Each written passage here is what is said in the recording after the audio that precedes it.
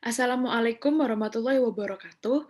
Perkenalkan, nama saya Fadilah, merupakan mahasiswa Manajemen Bisnis ITS Angkatan 2018 dengan nomor NRP 0911184005x79. Di sini saya akan mempresentasikan hasil laporan penelitian saya dalam mengampu mata kuliah metode penelitian untuk bisnis. Laporan saya sendiri berjudul Analisis Pengaruh Motivasi Intrinsik dan Motivasi Ekstrinsik terhadap Minat Berwirausaha Mahasiswa dengan studi kasus mahasiswa Institut Teknologi 10 November. Yang pertama adalah pendahuluan. Jadi latar belakang dalam penelitian ini adalah adanya jumlah pengusaha di Indonesia yang berhasil meningkat dari 1,6% menjadi 3,1% dari populasi. Hal ini cukup membanggakan, namun dalam skala internasional seperti Asia Tenggara, Indonesia harus puas duduk di peringkat 75 dengan perolehan di bawah Malaysia, Brunei Darussalam, Thailand, dan juga Vietnam. Menurut pemerintah sendiri, setidaknya membutuhkan 4 juta wirausaha baru untuk turut mendorong penguatan struktur ekonomi dan mengejar ketertinggalan Indonesia di kancah internasional.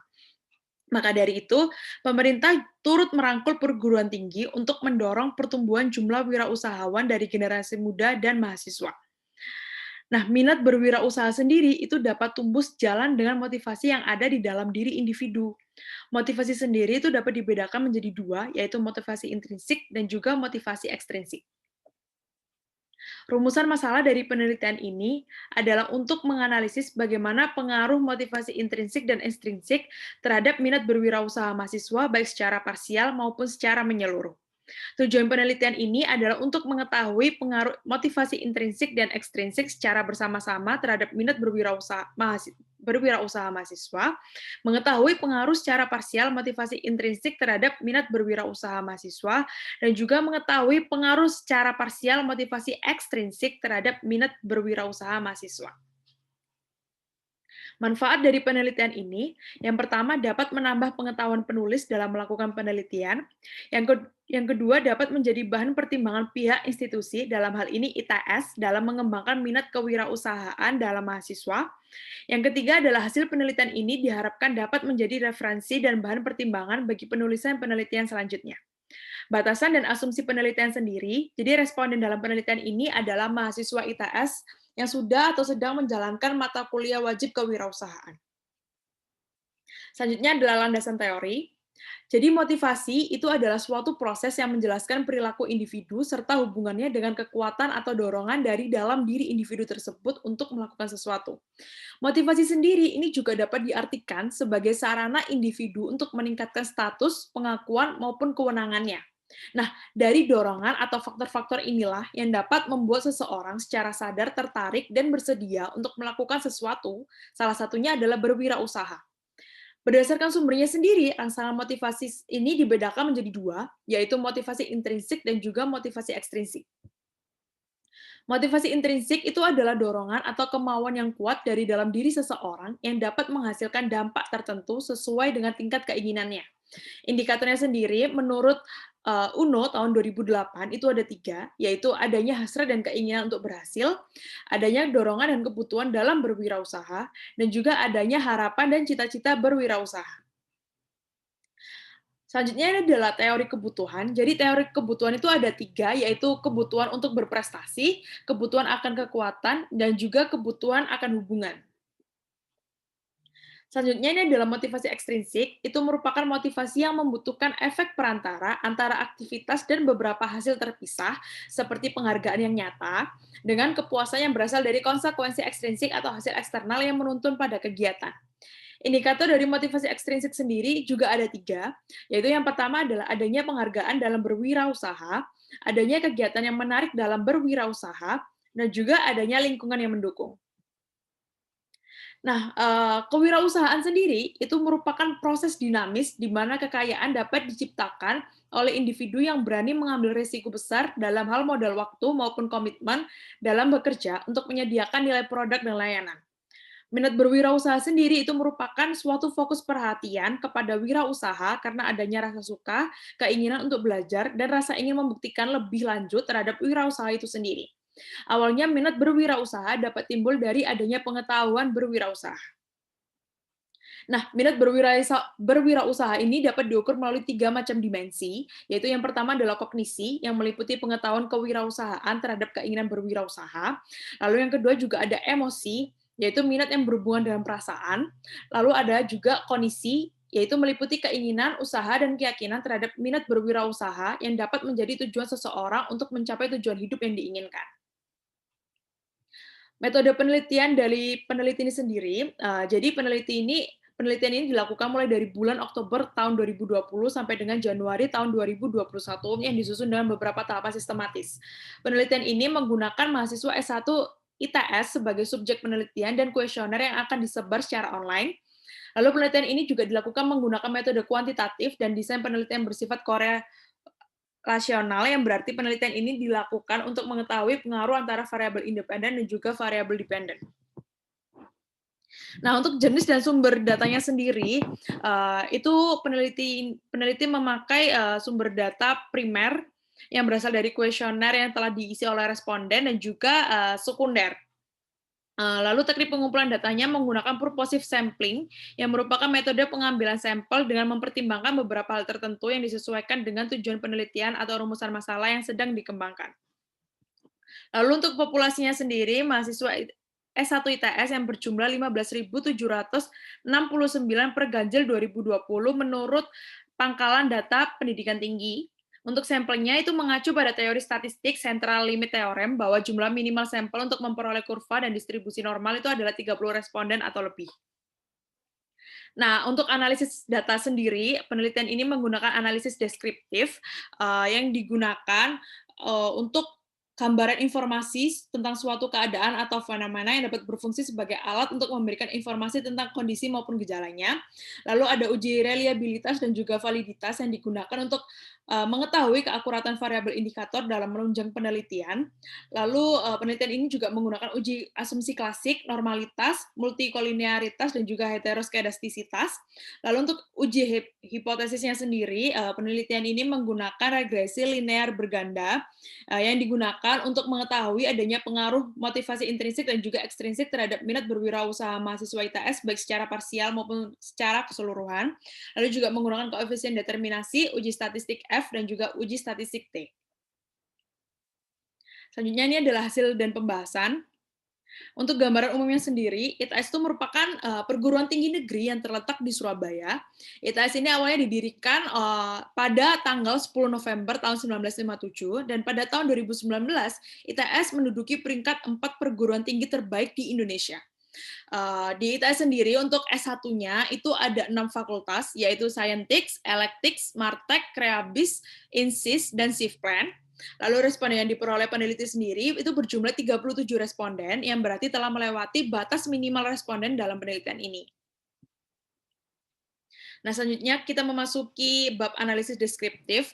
Jadi, berdasarkan kuesioner yang telah diisi oleh para responden, jadi asal dari fakultas para responden sendiri itu paling banyak dari Fakultas Desain Kreatif dan juga Bisnis Digital atau Kreabis, sebesar 41%. Lalu untuk angkatannya sendiri lebih banyak diisi oleh angkatan 2017, dengan perolehan 54,1%. Lalu untuk mata kuliah wajib kewirausahaan yang ditempuh, itu pilihannya ada 2, yaitu teknopreneur dan juga penciptaan usaha baru. Itu diisi lebih banyak oleh teknopreneur dengan jumlah 68%. Dan juga untuk kewirausahaan responden, paling banyak saat ini mahasiswa ITS tuh ingin memiliki atau akan memiliki usaha dengan jumlah 67,6% atau 25 orang. Selanjutnya ini adalah variabel untuk X1 sendiri, skor rata-ratanya itu adalah 4,03, lalu untuk X2 itu memiliki skor rata-rata 4,25, lalu untuk variabel Y sendiri itu memiliki skor rata-rata 4,12. Selanjutnya ini adalah uji validitas dan reliabilitas. Yang pertama uji validitas terlebih dahulu. Jadi semua nilai R hitung pada instrumen itu lebih tinggi daripada nilai R tabel. Jadi R tabelnya itu 0,325 dengan sampel sebesar 37 responden. Sehingga semua data responden ini terbukti valid dan dapat digunakan untuk analisis lebih lanjut. Selanjutnya ini adalah uji reliabilitas. Jadi variabel X1, X2, dan Y itu memiliki nilai koefisien di atas 0,6, sehingga semua instrumen dalam penelitian ini terbukti reliabel. Selanjutnya ini adalah uji asumsi klasik, yaitu uji normalitas. Jadi didapatkan dari uji normalitas menggunakan one sampel Kolmogorov-Smirnov test. Jadi gambar ini menunjukkan nilai signifikan pada standardized residual itu adalah 0,114 yang lebih besar daripada 0,05 sehingga residual berdistribusi normal. Untuk p-plotnya sendiri, titik-titik data berkumpul di sekitar garis lurus yang menandakan data ini berdistribusi dengan normal. Selanjutnya ini adalah uji multikolinearitas. Jadi didapatkan hasil bahwa nilai tolerance untuk variabel bebas itu lebih dari 0,1 dan VIV-nya itu kurang dari 10. Nilai ini menunjukkan bahwa tidak terjadi multikolinearitas antar variabel bebas.